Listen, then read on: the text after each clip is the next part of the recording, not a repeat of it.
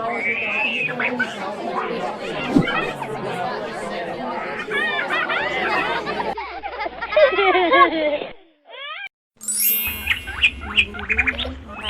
Bisa kalau memang kenalan sama keren.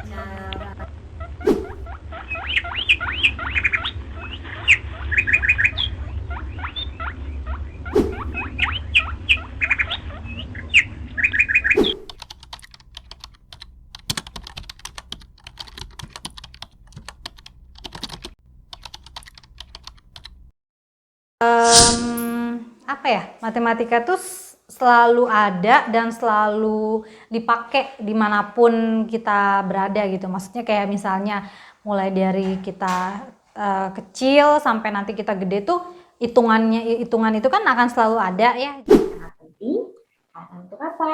Karena sejatinya kehidupan sehari-hari terkait dengan matematika ya. Sangat penting karena nantinya ketika dunia kerja sebenarnya ilmu yang dipakai itu aja ya, komunikasi, bagaimana cara interaksi sama orang, dan yang hampir dipakai di semua itu adalah matematika. Nggak penting. Banyak orang jago matematika tapi gagal juga di pasaran gitu. Yang penting itu menguasai ilmu Allah.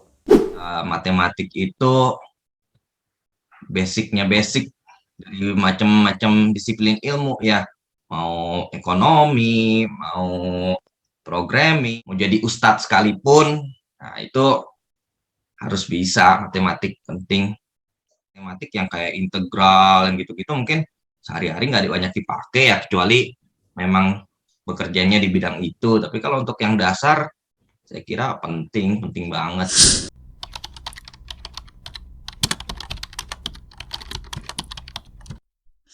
Enggak, justru sebelumnya aku merasa susah, tapi kalau pas sudah bisa jadi seru.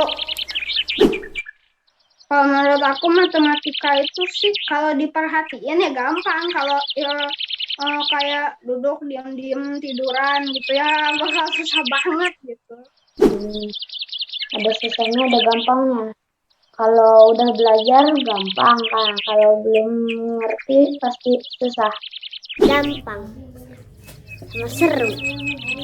Matematika itu berhitung sampai banyak kan, kalau hitung sampai banyak capek.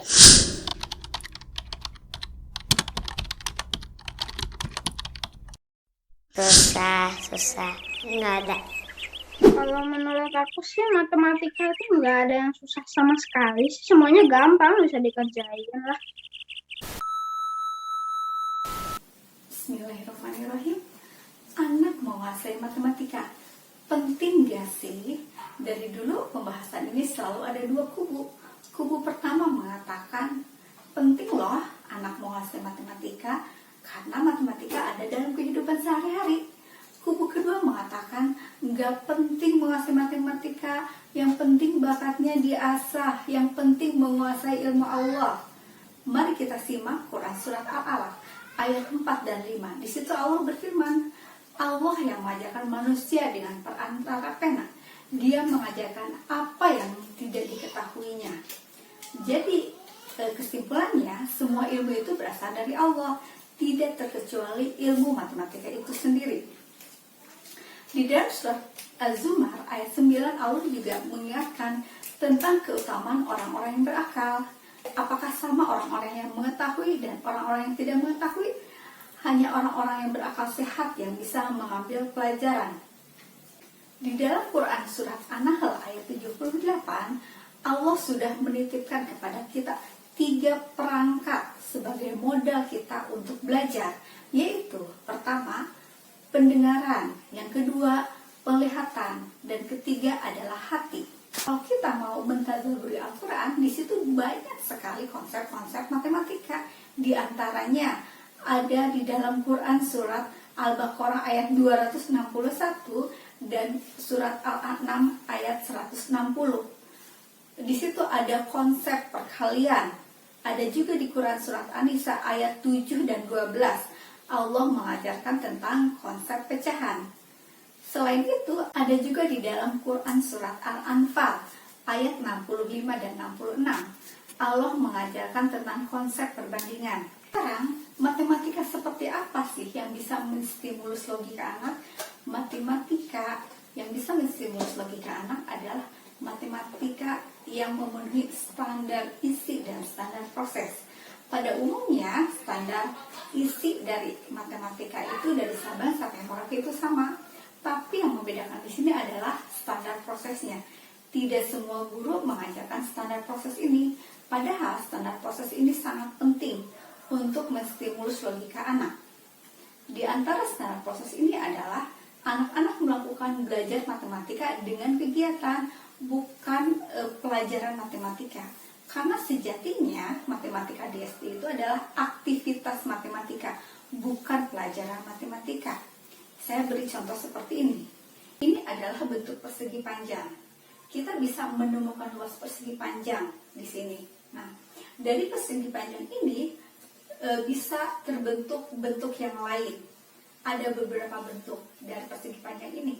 Di antaranya kita bisa membuat segitiga. Nah, di sini kalau kita gunting diagonalnya, maka akan terbentuk dua buah segitiga.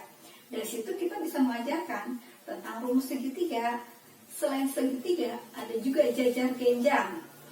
Kalau persegi panjang ini kita lipat dua, seperti ini, lalu ditemukan tengahnya, lalu di sini kita gunting dari tengah, kita gunting ke pinggir secara diagonal, maka akan terbentuk seperti ini.